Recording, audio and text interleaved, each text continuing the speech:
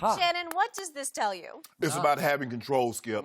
Really, the only leverage that these superstar players, and I believe all the superstar players should do this, is that their ability to leave.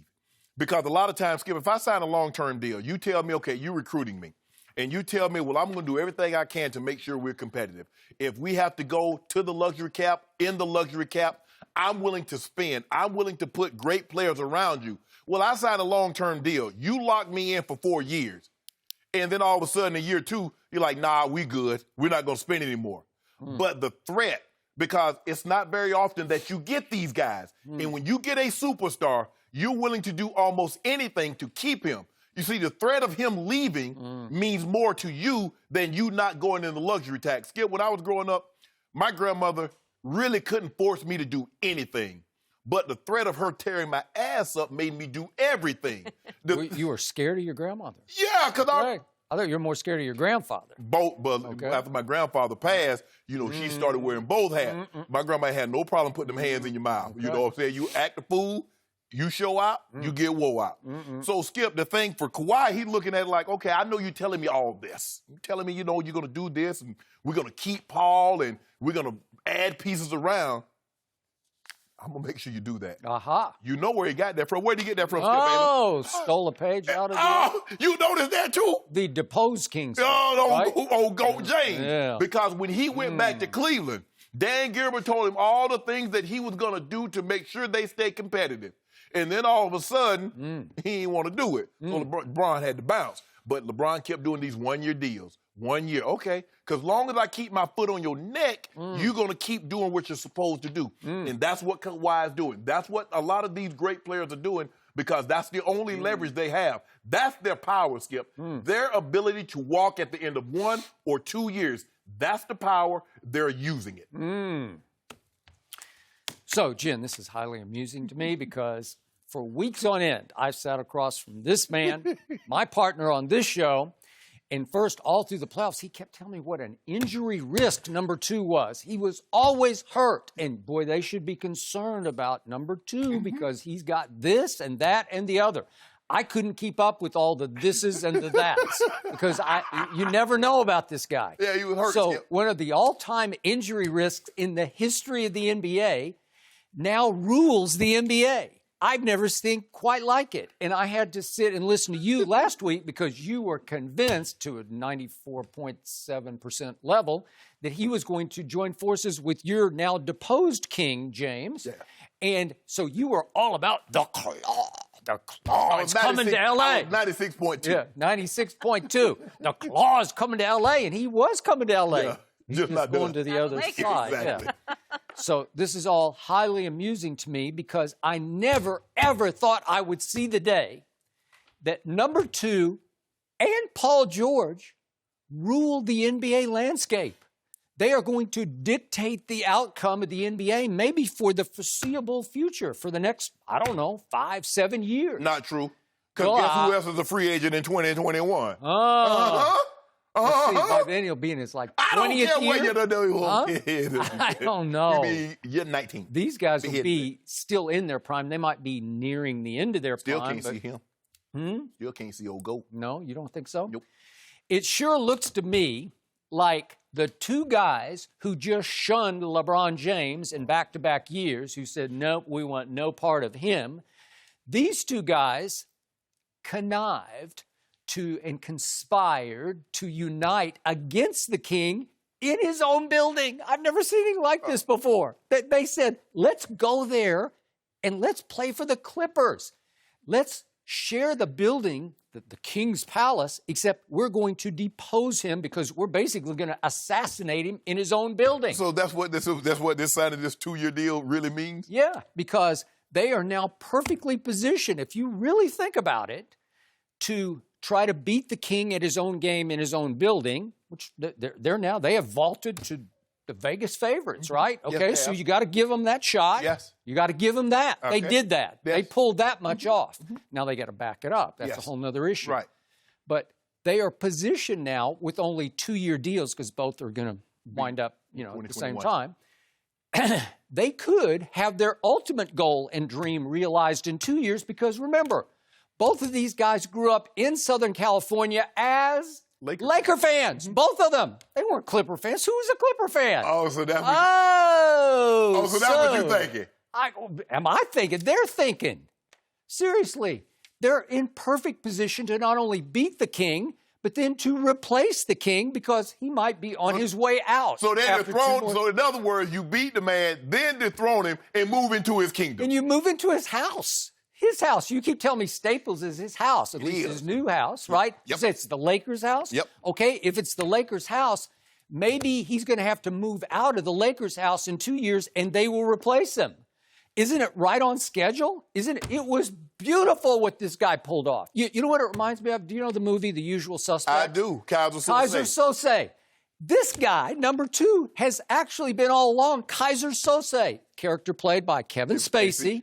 He was the shadowy figure in the movie that you never saw coming until it was too late. So and he left a trail of blood. So in other words, you said that old limp that Kaiser had, what Kawhi was putting on in the finals. He was limping.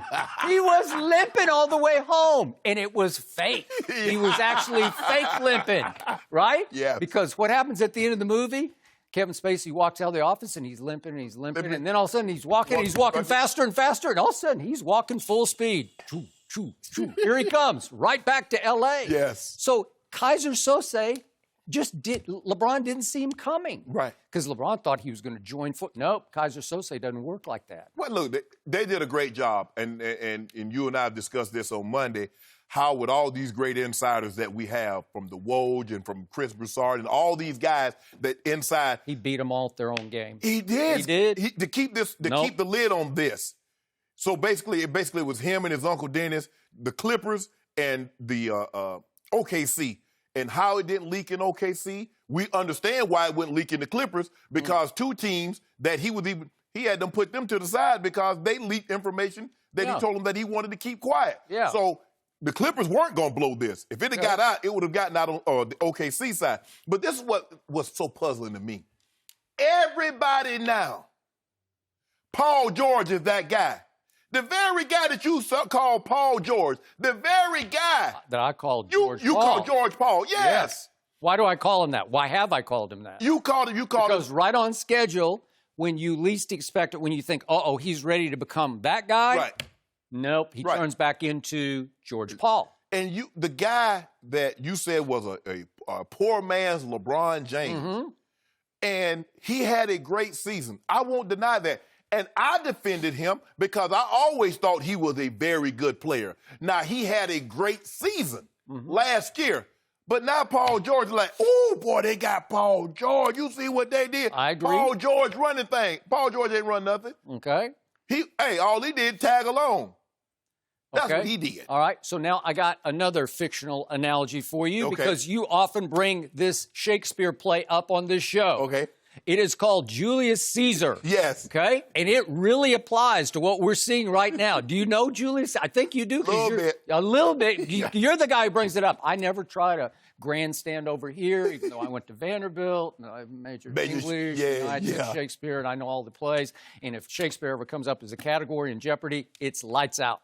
But we go to Julius Caesar. What happened?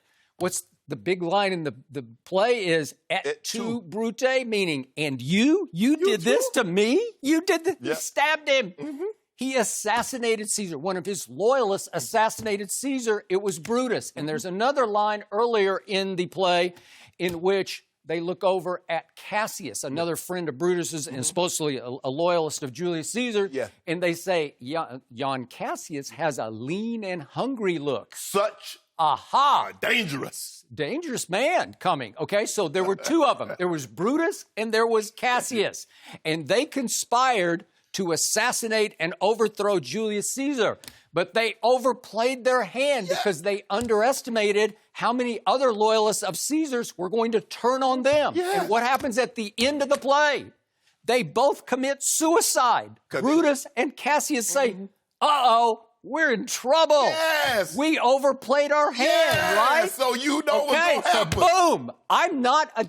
I'm with you on this premise because I don't really trust either one of them to be the guy. What did you finally conclude? Because I kept telling you all along the trail, He's lucky, he's lucky, he's lucky, he's blessed, he's blessed. He's the luckiest man in the NBA. Hit the luckiest shot in playoff history.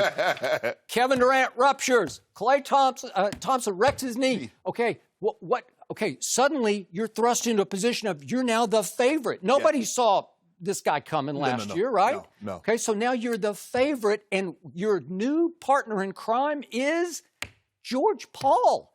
This guy in the clutch, when he is most expected to come through and be a superstar, has always come up small. But not last year, Skip. He was big time last year. I got to give him. Okay, I got to give during him credit. the year, but I'm talking about in the playoffs. Oh, in his career, he's come up small when he was in Indiana. He had his best year by far. Yes. It was all regular season. Right.